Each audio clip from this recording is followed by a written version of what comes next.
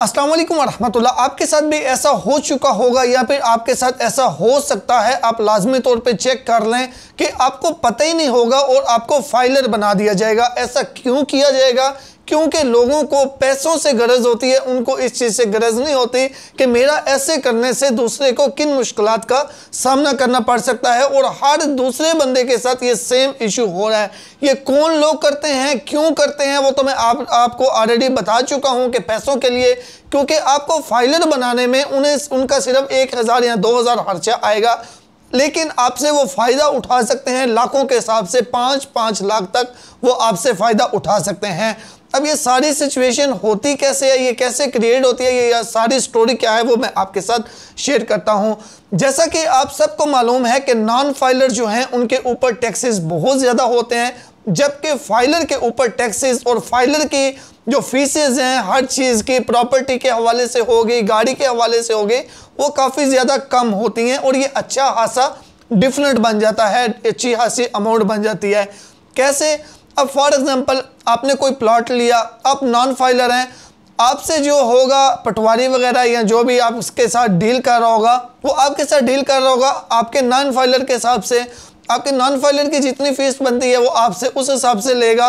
लेकिन वो करेगा क्या? क्योंकि आईडी कार्ड वगैरह ऑलरेडी आपका उसके पास होगा, वो सिस्टम में जो है वो आपको फाइलर बना देगा और फिर फाइलर के हिसाब से एफबीआर को आपकी फ़ीस देगा और 3-3, 4-4 लाख तक जो है वो आपका पैसा वो हड़प कर जाएगा, वो सेव कर लेगा। अब इसमें सबसे जो बड़ा इशू आता है वो होता क्या है? क्योंकि उस बंदे को आपके बारे में कुछ भी नहीं पता, उस बंदे को नहीं पता आपकी इनकम कितनी है, उसको नहीं पता आपकी प्रॉपर्टी कितनी है, उसको नहीं पता आपके नाम पे कोई गाड़ी भी है या नहीं। या फिर फॉर एग्जांपल आप कोई गाड़ी लेते हैं, गाड़ी की रजिस्ट्रेशन करवाते हैं, आप नॉन फाइलर हैं, आप उसे बोलते हैं मैं तो नॉन फाइलर हूँ, वो आपसे नॉन फाइलर के हिसाब से गाड़ी की रजिस्ट्रेशन की फ़ीस वगैरह लेता है सब कुछ। लेकिन वो आपको 1000-2000 लगा के या उसे खुद करना आता है, वो खुद आपको फाइलर करके तो वो अच्छी खासी अमाउंट सेव कर सकता है।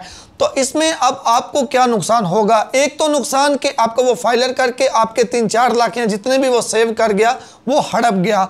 दूसरे नंबर पे अब उसको नहीं पता कि आपके नाम पे प्रॉपर्टी कितनी है, आपकी इनकम कितनी है, ये सारी चीज़ें, क्योंकि उसने तो अपना मतलब निकालना है, तो नॉर्मल सी चीज़ें ऐड करके आपको फाइलर बना देगा, आपको एक्टिव लिस्ट में ऐड करवा देगा। लेकिन उसका नुकसान क्या होगा? अब एक्चुअल में तो आपके नाम पे ज़्यादा प्रॉपर्टी होगी या गाड़ी वगैरह होगी। अब एफबीआर के रिकॉर्ड जो है, जब जाहिर सी बात है आप एक्टिव लिस्ट में जाएंगे तो उनके ये सारा रिकॉर्ड होता है, आपके नाम पे कितनी प्रॉपर्टी है, गाड़ियाँ कितनी है, बैंक बैलेंस कितना है, ये तो एफबीआर सारा रिकॉर्ड चेक करता है।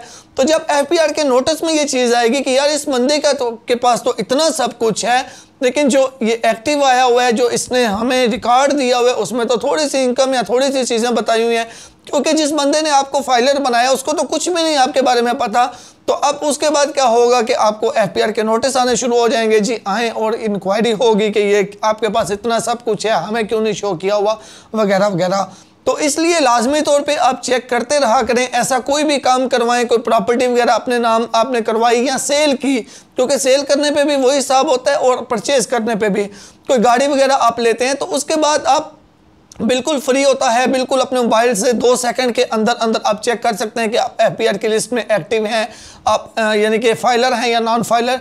तो आप लाजमी तौर पे चेक कर लिया करें। मैंने इस पे वीडियो भी शेयर की थी, इसी वीडियो के डिस्क्रिप्शन में मैं उसका लिंक भी शेयर कर दूंगा, या फिर आप यूट्यूब में भी सर्च करके जो है वो वीडियो देख सकते हैं। तो ये लाजमी चेक करते रहा करें और इन फ्रॉडियों से बच के रहें, एहतियात करें, ताकि आपको भी किसी किस्म का नुकसान भी ना हो और किसी भी अदारे को भी आपके खिलाफ इंक्वायरी करने की ज़रूरत ना पड़े। शुक्रिया।